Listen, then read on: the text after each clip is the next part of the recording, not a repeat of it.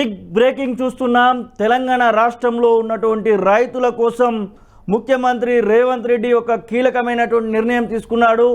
August 14వ తారీఖు రోజునే 3వ విడత రుణమాఫీకి సంబంధించినటువంటి 2 లక్షల లోపు రుణాలు ఉన్నటువంటి రైతులందరికీ కూడా మాఫీ కార్యక్రమాన్ని పూర్తి చేయాలని చెప్పేసి ఒక నిర్ణయం అయితే తీసుకున్నారు.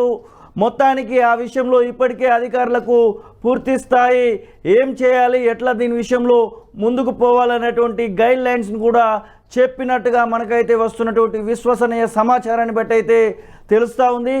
ఆగస్టు 15వ తారీఖు డెడ్ లైన్ పెట్టడం జరిగింది. గత ఎంపీ ఎలక్షన్స్లో ప్రచారం సమయంలో రేవంత్ రెడ్డి డెడ్ లైన్ పెట్టినటువంటి విషయం అందరికీ తెలిసిందే.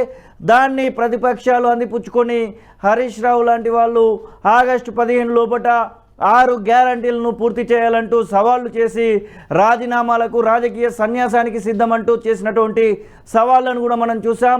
ఏది ఏమైనప్పటికీ కూడా ₹1,00,000 లోపు రుణాలను ఒకరోజు, ₹1,50,000 లోపు రుణాలను మరొక రోజు, ఇప్పుడు ₹2,00,000 లోపు రుణాలను ఆగస్టు 14వ తారీఖు రోజున పూర్తి స్థాయిలో మాఫీకి అయితే శ్రీకారం చుట్టడం జరిగింది. ఇప్పటికే తుమ్మల నాగేశ్వరరావు బ్యాంకర్లతో పలుమార్లు ములాఖతైనటువంటి విషయం ఇప్పటికైతే మనకైతే స్పష్టంగా తెలుస్తూ ఉంది. ఇక 2 లక్షల లోపు రుణమాఫీ విషయంలో ప్రతిపక్షాలు అయితే పెదవి విరుస్తున్నాయి. ఇది కేవలం కొంతమందికి మాత్రమే చేస్తూ ఉన్నారు, సగం మందికి ఎలా ఎగ్గొడదామని చెప్పేసి ఆలోచిస్తున్నారు.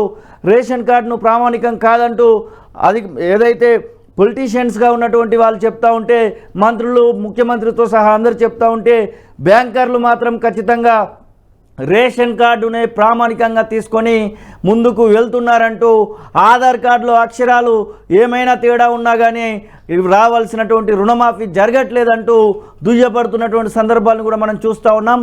దీంతో పాటుగా వర్షాకాలానికి సంబంధించినటువంటి రైతు బంధు, గతంలో రైతు బంధు ఇచ్చేది, ఇప్పుడు రైతు భరోసాగా దాన్ని మార్చినటువంటి పరిస్థితి. ఇక రైతు భరోసా కూడా నెల రోజులుగా వస్తుంది. ఇప్పుడు ఆగస్టు నెలలో ఉన్నాము, రైతు భరోసా ఇప్పటికీ విడుదల కాలేదు. రైతు భరోసా విషయంలో కూడా సర్కారు ఒక కీలకమైనటువంటి నిర్ణయం తీసుకుంది. ఆగస్టు చివరి వారం లోపల ఖచ్చితంగా రైతు భరోసాను గతంలో ఉన్నటువంటి ₹10,000 ఇవ్వాలని నిశ్చయించుకున్నట్టుగా మనకైతే వస్తున్నటువంటి సమాచారం బట్టి అర్థమవుతూ ఉంది. ఖచ్చితంగా నెక్స్ట్ వచ్చేటువంటి ఎండాకాలం పంట విషయంలో మాత్రమే ఒక నిర్ణయానికి వచ్చేటువంటి అవకాశం అయితే కనబడతా ఉంది.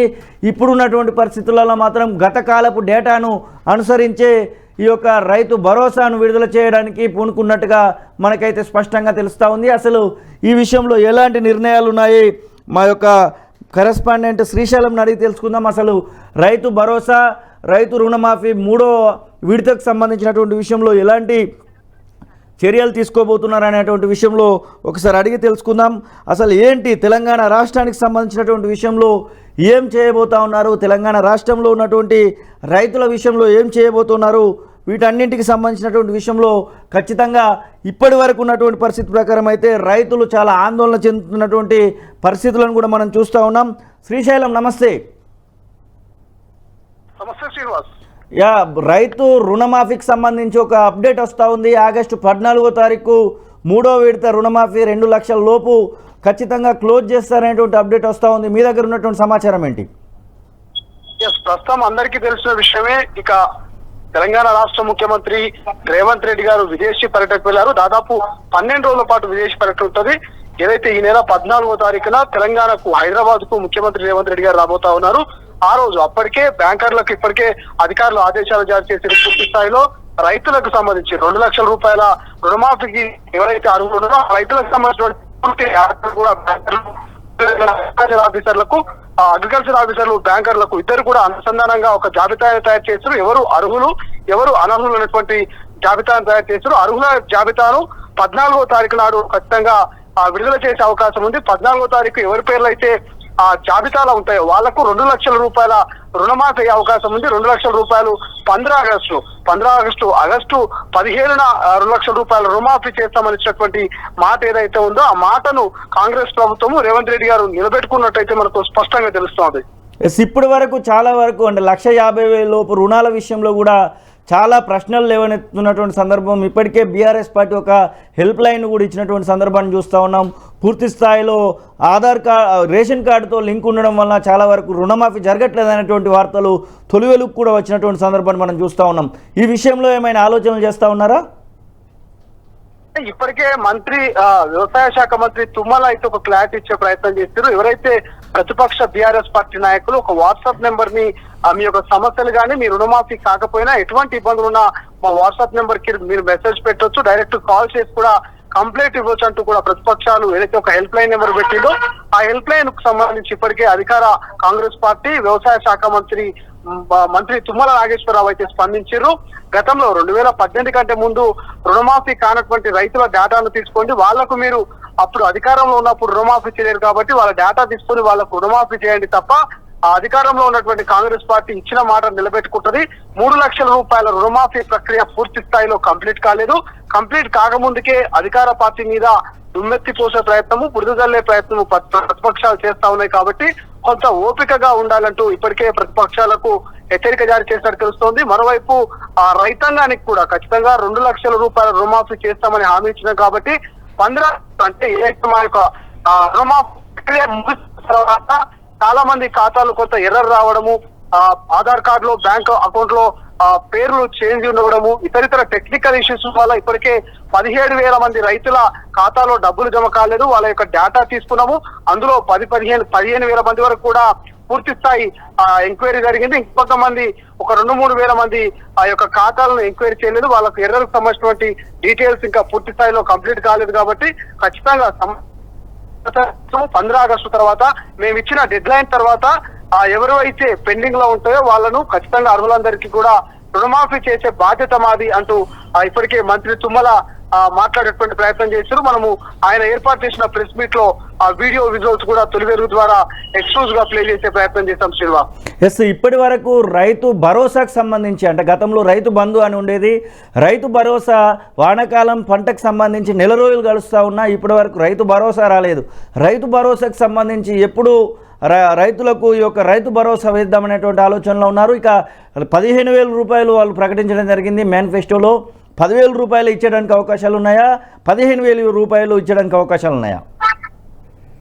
వాస్తవానికి గతంలో మనం చూస్తాము, కాంగ్రెస్ పార్టీ అధికారంలోకి రాకముందు అసెంబ్లీ ఎన్నికల్లో భాగంగా మేము అధికారంలోకి వస్తే ఖచ్చితంగా ఎకరాకు 15,000 రూపాయల రైతు బంధును చెల్లిస్తామంటూ హామీ ఇచ్చింది. హామీ మేరకు తెలంగాణ ప్రజలు ఓట్లు వేయడము, అధికారంలోకి రావడం. అధికారంలోకి వచ్చినప్పుడు డిసెంబరు 7వ తారీఖున అధికారంలోకి వచ్చినటువంటి కాంగ్రెస్ పార్టీ అప్పటి ఎండాకాలము సంవత్సరం రైతు బంధు డబ్బులు జనవరిలో ఫిబ్రవరి వరకు కూడా వేసే ప్రయత్నం చేసింది. అప్పుడు కేవలం గత ప్రభుత్వాన్ని ప్రామాణికంగా తీసుకొని అందరికీ 10,000 రూపాయలు ఒక రైతు బంధు డబ్బులు వేసింది. తర్వాత ఎన్నికల అంటే ఏవైతే పార్లమెంట్ ఎన్నికల కోడ్ రావడం ఇతరితర కారణాల వల్ల ఈ ఒక్క విడత మాత్రం మేము ఖచ్చితంగా గత ప్రభుత్వం వేసినట్టుగా ఎకరాకు 5,000 వేస్తాము.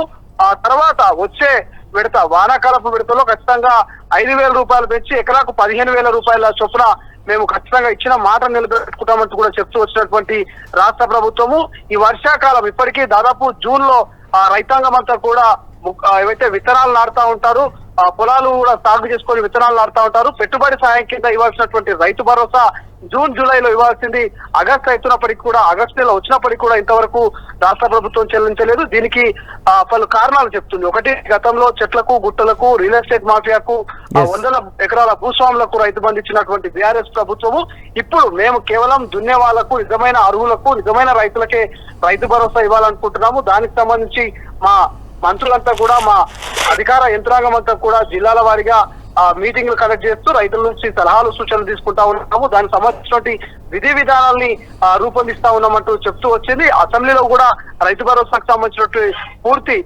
నివేదికను ప్రకటించి విధి విధానాలను ప్రకటించి నిర్ణయం తీసుకోబోతున్నామంటూ అసెంబ్లీ బడ్జెట్ సమావేశాలకు ముందుకు చెప్పినటువంటి పరిస్థితి. అయినప్పటికీ కూడా బడ్జెట్ సమావేశాల్లో రైతు భరోసాకు సంబంధించినటువంటి ఎటువంటి టాపిక్ ను కూడా మరి రాష్ట్ర ప్రభుత్వం మాట్లాడలేదు. ఇప్పుడు రీసెంట్ గా తుమ్మల మాత్రము స్పష్టంగా చెప్తున్నారు, ఇంకొంత సమయం పడుతుంది రైతు భరోసాకు.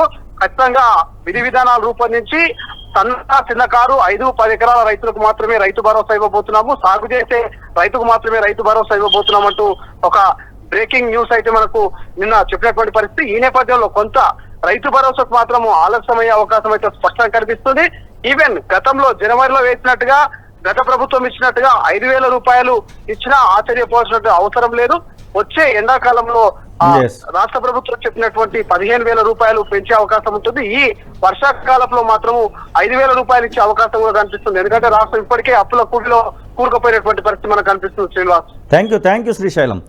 ఇది పరిస్థితి. మొత్తానికి ఆగస్టు 14వ తారీఖు రోజే 2 లక్షల రుణమాఫీకి సంబంధించినటువంటి విషయంలో సంచలనమైనటువంటి నిర్ణయం అయితే తీసుకోబోతున్నారు. ఇప్పటికే 1,00,000 లోపు ఒకసారి, 1,50,000 లోపు ఒకసారి, ఇప్పుడు 2 లక్షల లోపు ఉన్నటువంటి రుణాలను పూర్తి స్థాయిలో మాఫీ చేయడానికి సర్కార్ అయితే పూనుకున్నట్టుగానే స్పష్టంగా మనకైతే వస్తున్నటువంటి ఇంటర్నల్ ఇన్ఫర్మేషన్ బట్టి అయితే అర్థమవుతా ఉంది. దీంతో పాటుగా రైతు భరోసాను కూడా ఖచ్చితంగా గత ప్రభుత్వంలో ఇచ్చినటువంటి 10,000 రూపాయలలో ఇప్పుడు 6 నెలలకు గాను 5,000 రూపాయలు ఇవ్వడానికి సిద్ధమవుతున్నటువంటి వార్తలు అయితే వస్తూ ఉన్నాయి.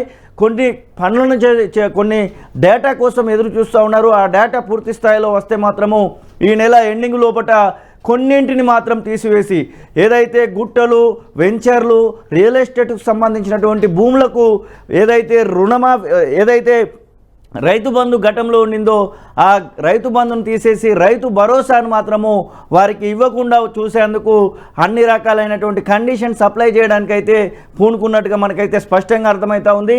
ఇంకా ఎవరైతే రుణమాఫీ కానటువంటి వాళ్ళు ఉన్నారో 1,50,000 రూపాయల లోపట రుణమాఫీ కానటువంటి వాళ్ళు ఉన్నారో వారి విషయంలో కూడా ప్రభుత్వం పూర్తి స్థాయిలో ఒక నిర్ణయం తీసుకొని ముందుకు వెళ్తుందన్నటువంటి ఆశాభావాన్ని కూడా కల్పిస్తూ ఉన్నారు. బ్యాంకర్లతో చాలా వరకు చర్చలు జరుపుతాము, కొంతమందికి టెక్నికల్గా ఏమైనా ఇష్యూస్ ఉండి రుణమాఫీ జరగకపోతే ఖచ్చితంగా రుణమాఫీ జరిగే విధంగా మా యొక్క చర్యలు ఉంటాయి, అందరికీ రుణమాఫీ చేయడమే మా యొక్క బాధ్యత అంటూ అధికారులకు అలాగే రాష్ట్ర మంత్రివర్గం కూడా భరోసా ఇచ్చేటువంటి ప్రయత్నం అయితే చేస్తూ ఉంది. చూడాలి మరి చివరి వరకు ఎట్లాంటి పరిస్థితులు నెలకొంటాయో. 2 లక్షల రుణమాఫీ చేసిన తర్వాత ప్రతిపక్షాల నుంచి ఎలాంటి ఎదురుపోట్లు వస్తాయో, ఎలాంటి ఉద్యమము మరి రైతుల పక్షాన జరుగుతుందో చూడాల్సినటువంటి అవసరం అయితే ఉంది. అసలైన తొలి వెలుగు. ఫాలో వాట్సాప్ @తొలి వెలుగు official.